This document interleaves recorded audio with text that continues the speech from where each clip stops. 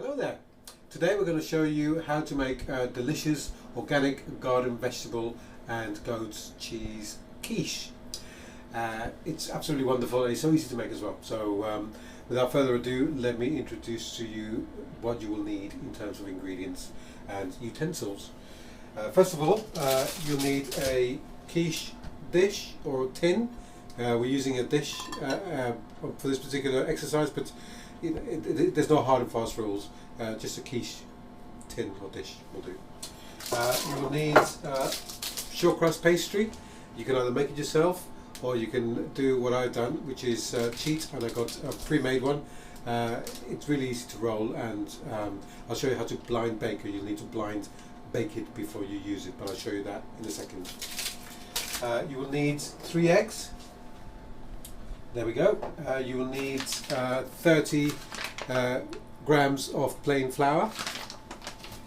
You will need some organic butter, 40 grams of butter. You will need 110 grams of goat's cheese.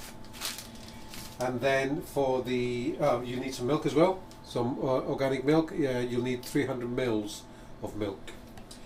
And now for the vegetables, you can use any garden vegetable really, but we're using red pepper, we're using organic mini tomatoes on the vine, we're using a courgette, we're using 1 leek, and we're using a bunch of garden spring onions.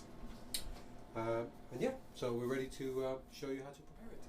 Okay, so now we're ready to start putting this dish together.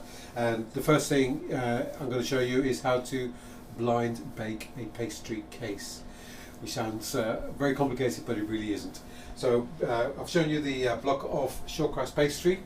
We've taken it out from the fridge about 45 minutes ago. The idea is that it's not very cold. If it's cold, it will crack. So, and you don't want it too warm either, because it will be very difficult to roll and keep it in shape. So it needs to be slightly under room temperature. So you've got a block, lightly floured board, and then with the rolling pin, just start rolling it out gently.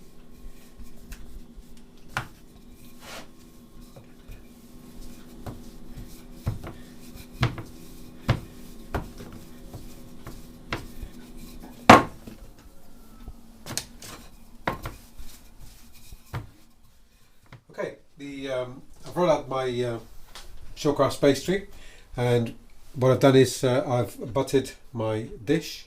Always a good idea to just butter it, and I'm ready to line it. So before I do that, I need to measure it. So I carefully place the dish on top of my rolled out pastry, and what I want to do is I want to make a circle probably about a couple of centimeters larger than the dish, and that's to accommodate it on the vertical side of it. So, and just with a knife carefully go around and get rid of all any extra pastry, and go around.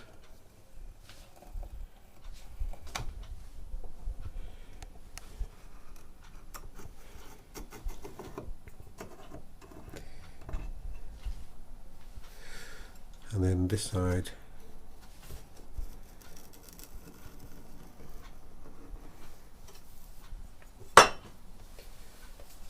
There we go. And then you can very carefully lift your pastry. You may need to use your rolling pin to make it easier. And then very carefully line your dish. And just lift it so that it drops, and just line it gently.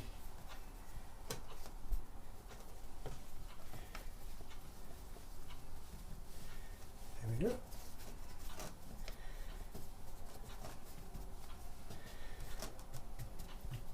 And now what you need to do is, before you start blind baking, you need to line the pastry with some greaseproof paper. Unfortunately, when we started filming, we realised we didn't have any greaseproof paper, but we found this in the bottom of the drawer where we keep the greaseproof paper, which, as it happens, is just about the right size. It's not ideal, but it will do for this purpose. You really want it to cover the whole dish, but anyway, it's covering the bottom, which is the main thing, really. So you cover the bottom of the of your pastry case, and then what you need to do is to hold it down. You can either use these ceramic baking beans, and if you haven't got any, don't panic, you can use rice. Rice is just as good. But we've got the ceramic beans, so we're going to use them. Literally just pour them on the bottom, and that basically keeps the dough, the pastry, from puffing up, so it keeps it quite flat. And then you're ready to blind bake. So in a hot oven, about 200 degrees, for about between 10 and 15 minutes. Okay, my pastry case has been baking in the oven for about 12 minutes, so it's time to get it out, and you'll see. There we go. So what we'll do is we'll let that cool down a little bit before I take the remove the ceramic beans, and in the meantime I will show you how to cook the main ingredients of the quiche. So we're going to start with cooking the onions and the vegetables, and adding the egg and the flour and milk to make the a fairly thick consistency before we pour it onto our flan case. Okay, we've got a hot pan, and into it we're going to pour 40 grams of organic butter for it to melt, and then we're going to start, once it melts, we'll start cooking our vegetables. Okay, butter is melted, so into it we pour our chopped spring onions,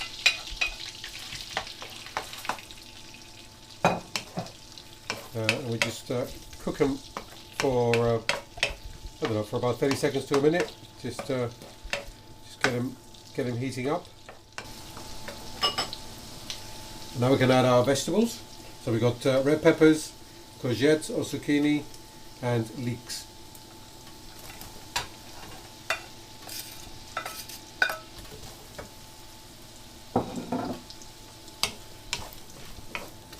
And we cook those through probably for about 3-4 minutes until they start getting soft on high heat. Okay, so we've been cooking our vegetables now for about 4 minutes, and they're nice and soft, and it's a beautiful aroma, I have to say.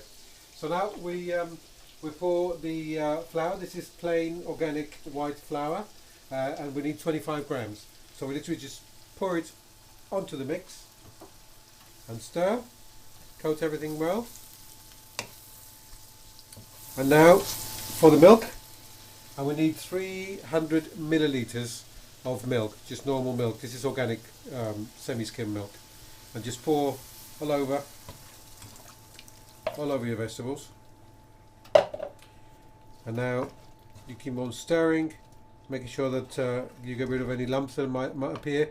Because there's vegetables and onions and things in the pan already, then there shouldn't be any lumps. It should just incorporate and start mixing, forming a nice base. Okay, so now that's all incorporated. I'll take it away from the heat, and I'll let it cool for about 5 minutes before I add the eggs. Okay, so our mix is cooled down for about 5 minutes, and we're ready to add the eggs. I've got 3 beaten eggs, and I've added a little bit of milk to the mixture, probably about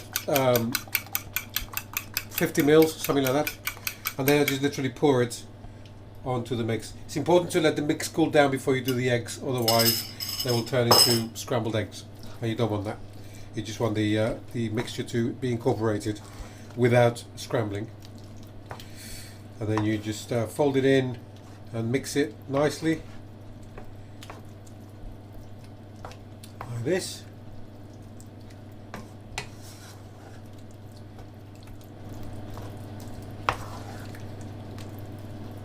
And then you're ready to season. Very important to season, so give it a squeeze of salt.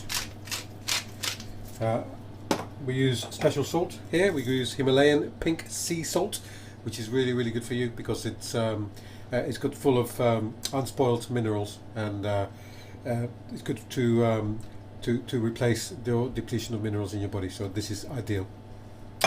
And of course, a squeeze of pepper.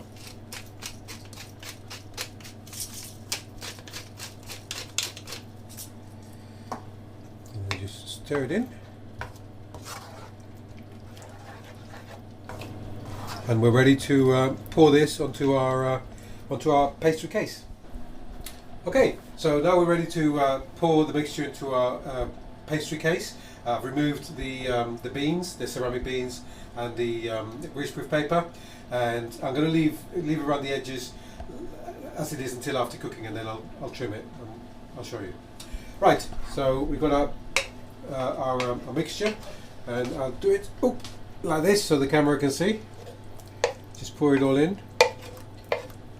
There's a lovely mixture in.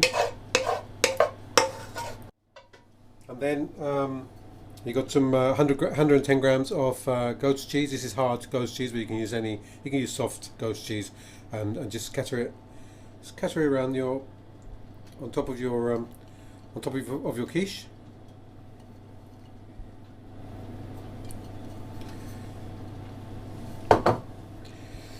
And then we got some little baby organic vine tomatoes, which we've carved, and just scatter them around.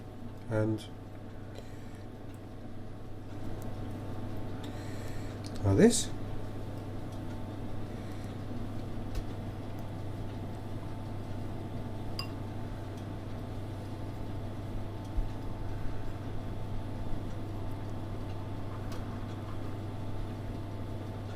There we go.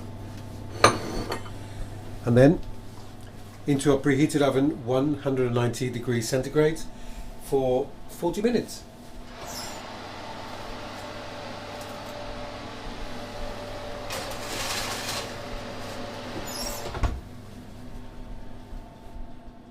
There you go. Okay, so the our quiche is baked for 40 minutes, and I took it out of the oven, and it's been cooling down now for about 10 or 15 minutes. It's now cool to the touch, and we can trim it. We can trim all these edges. So just with a sharp knife, just trim the edges like this.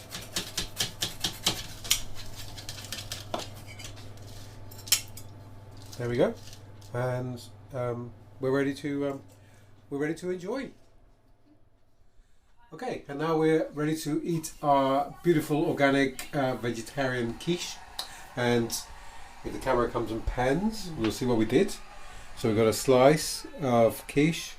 We've got some new potatoes, which I've boiled and then tossed in butter and salt, pepper and herbs. And a little salad with spinach, tomatoes and red peppers. And we are just about to retire and enjoy it.